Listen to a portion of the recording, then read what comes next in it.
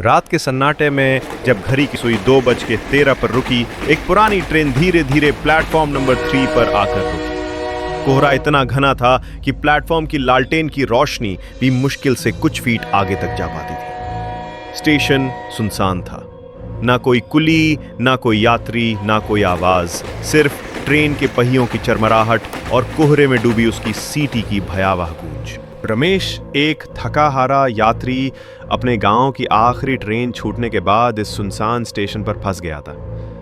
उसने अपनी घड़ी देखी, 2:13। अजीब बात है, उसने सोचा। टाइम टेबल में तो इस समय कोई ट्रेन नहीं थी। फिर भी ठंड से ठिठुरते हुए वो ट्रेन की ओर बढ़ा। शायद ये कोई अनिर्धारित मालगाड़ी थी, या शायद उसकी किस्मत ने उसे घर पहुंचने का एक आखिरी मौका दिया था। ट्रेन पुरानी थी, जंग लगी, खिड़कियों के शीशे धूल से अटे हुए, दरवाजे खुले थे, लेकिन अंदर कोई नहीं दिखा। ना कोई टीटी, ना कोई यात्री, ना कोई आवाज, सिर्फ एक ठंडी हवा जो रमेश के कानों में साया साया करती हुई गुजरी। उसने हिम्मत जुटाई और एक डिब्बे में कदम रखा। अंदर की सीटें फटी हुई थीं और दीवारों पर पुराने अखबारों के टुकड़े चिपके थे, जिनमें कुछ तारीखें 50 साल पुरानी थीं। हेलो, कोई है? रमेश ने आवाज लगाई, लेकिन उसकी आवाज डिब्बे की दीवारों से टकराकर वापस लौट आई। अचानक ट्रेन के दरवाजे अपने आप बंद हो गए और एक झटके के साथ ट्रेन चल पड़ी। रमेश का दिल जोर जोर से धड़कने लगा। उसने खिड़की से बाहर झांका, लेकिन कोहरा इतना घना था कि कुछ दिखाई नहीं दिया। तभी उसे डिब्बे के आखिरी कोने में एक आकृति दिखी। एक औरत सफेद साड़ी में सिर झुकाए चुपचाप बैठी थी।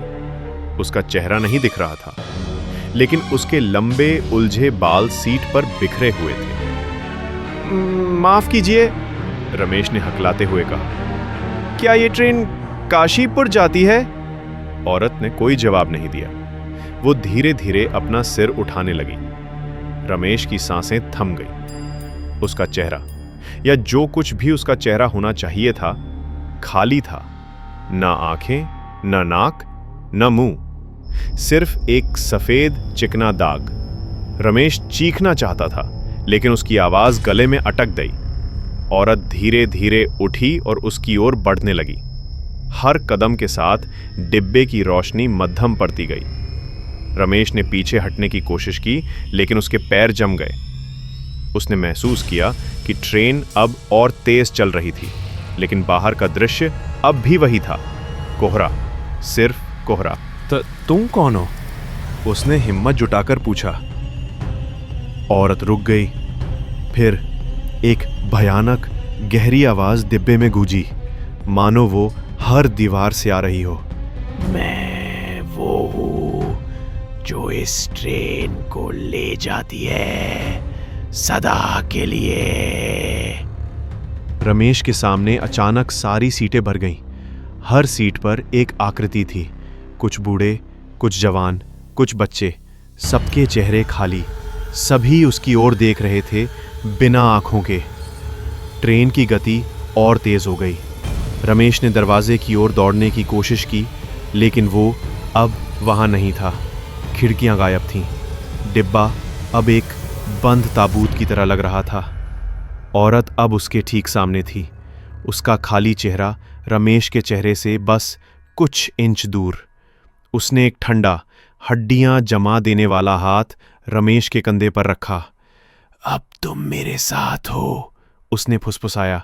अगली सुबह स्टेशन मास्टर ने प्लेटफॉर्म नंबर 3 की जांच की। वहां कुछ भी नहीं था, न ट्रेन, न रमेश, न कोई निशान, सिर्फ एक पुराना टिकट जमीन पर पड़ा हुआ, जिस पर लिखा था रात 2:13, अनंत यात्रा। कहते हैं हर रात 2:13 पर वो ट्रेन फिर से आती है। कोई नहीं जानता कहां से आती है, कहां जाती है, लेकिन जो भी उसमें चढ़ता है वो कभी वापस नहीं आता।